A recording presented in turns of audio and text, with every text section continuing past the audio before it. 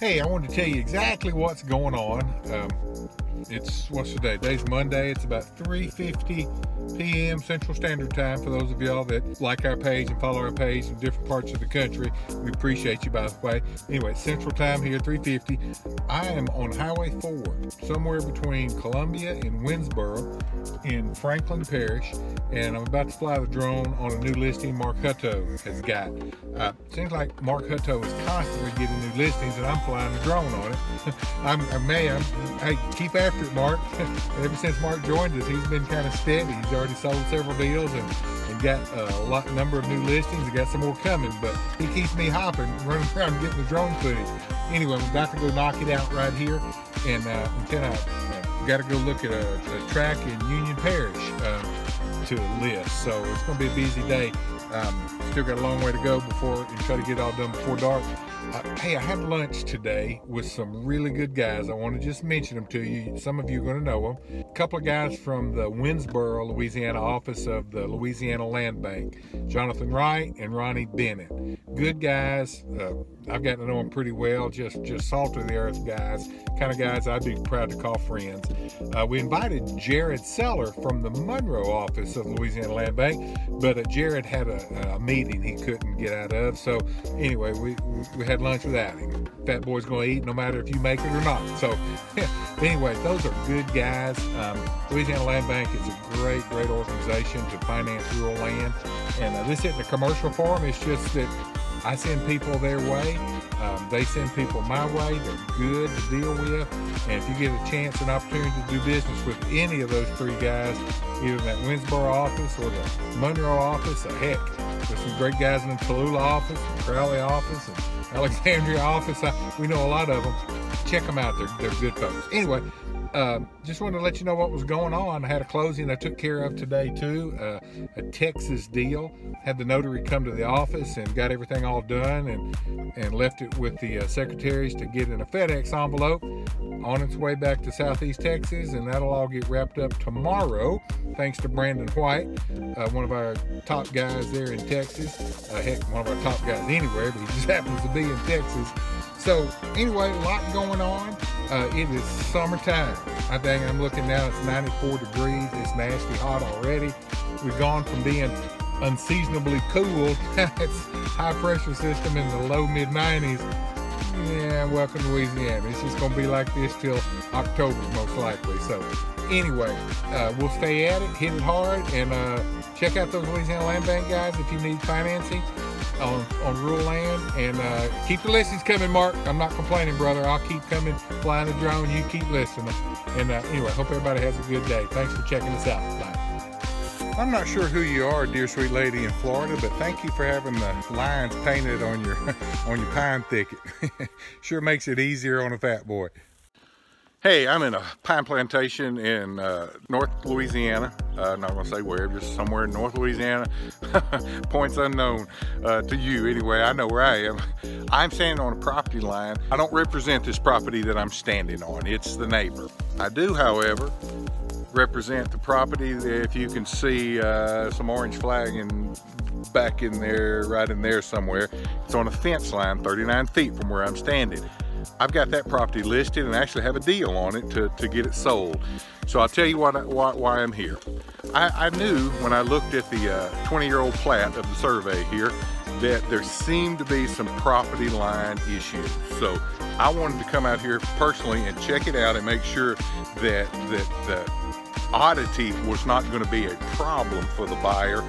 And turns out it's not going to be, and I'll tell you why. It is a little unusual, and it is, you know, but it's not going to be a problem. Anyway, you see the red painted line of the property I'm on right now. You can see red paint there, and there's actually a survey post right there on the line. I put some flagging on it just to help you see it better. And of course you can, I believe you can see some orange flagging right in there on that old fence. I hung it up there just to help you see it. And then between me and that flagging there, between me and my property that I'm selling right there, is about 39 feet of pine plantation. Whose is it? Well, I'll tell you whose it is. It belongs to these people because they have been possessing this little 39-foot strip, a half a mile long, 39 feet wide. They've been possessing it for at least 75 years. That's how long my clients over there have been possessing their property. And so they, about 20 years ago, had a as-possessed survey done. And that as-possessed survey was simply to come out and mark exactly what they have been possessing and using and claiming all the years that they've had it. And they did that survey based on that old fence line right there, as opposed to this line right here that actually runs along a quarter section.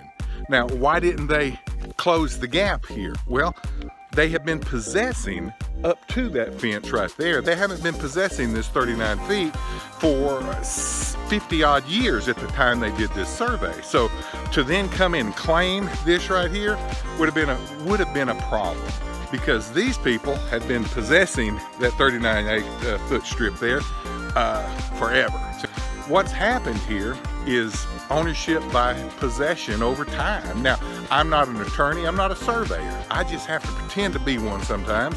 And so I might not have used the precise language, so don't ring my bell in the comments and say that I didn't say it right. Well, the point is, these people, by possession, have basically taken ownership of this 39 feet right in here between these two marked lines.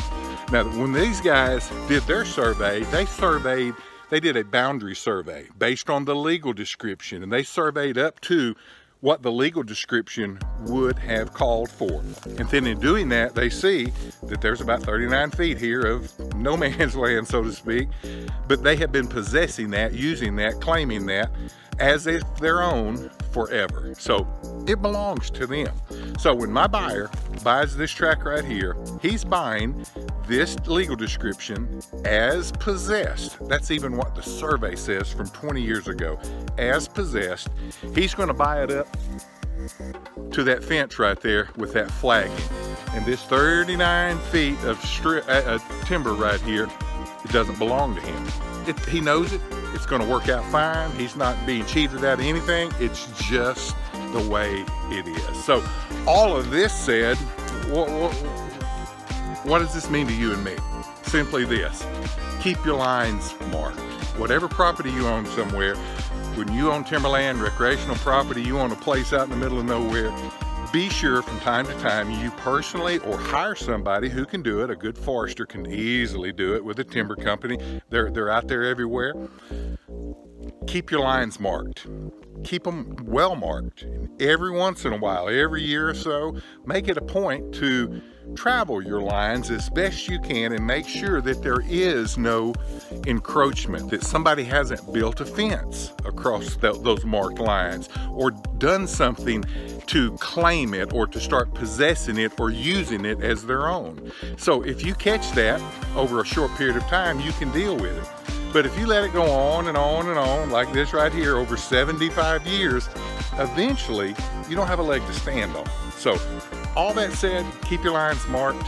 Check your property lines out every few years just to make sure that there hasn't been any funny business or anything even by accident going on. A lot of people just make mistakes. They don't necessarily mean to be claiming your land deliberately, but it has happened and it can happen. So anyway, I come a long way from the truck. Fat boy in Louisiana summer. Let me see if I can get to the truck, some air conditioning and a bottle of water. Thanks, bye.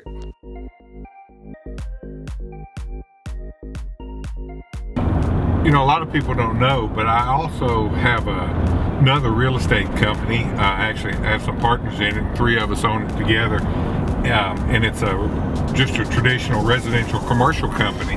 I don't do any listings in it or anything. It's just I'm the broker for it in one of our states, and you know, I'm the partner. But anyway, I was in the office today, and I was at the front desk where 2 of our receptionists are, and a phone call came in. I was working on something at the front desk there real quick, and I heard one of the receptionists on the phone having a tough time talking to somebody who'd called in about a listing from our residential company. And I mean, the receptionist just being as nice as she could be, but I could tell she was dealing with somebody that was just being a horses behind in some form or fashion. So anyway, she finally hung up, and I mean, she was ready to blow up. And my other receptionist said, "Who was that?" And she said the person's name, and his eyes started to roll.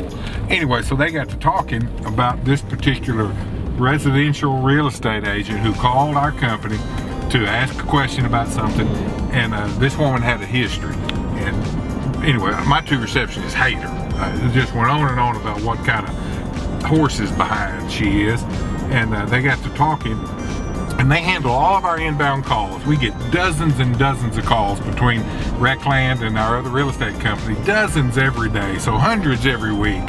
And they said, by and large, every time we have a bad experience on the phone, it's when another residential real estate agent calls in about something. We never have problems with land agents when they call about a RecLand listing, but a residential agent call, she said, they just went on and on about what kind of, you know, how self-serving they are and how self-important and arrogant and pompous and condescending and rude that a lot of them are. Now, they weren't saying that all residential agents are that way. That's not what they're saying. What they did say was that every time they got on the phone with somebody who was that way, it was a residential agent. And for whatever that's worth. Most people I know aren't like that, but the ones that are, my goodness, I wish they'd go climb back under the rock they came out from under. And I know my two secretaries feel that way about this particular woman. So it was about 10:30 on Tuesday, May the 1st. If you haven't been watching this video and you called our office then, I could be talking about you, just know that.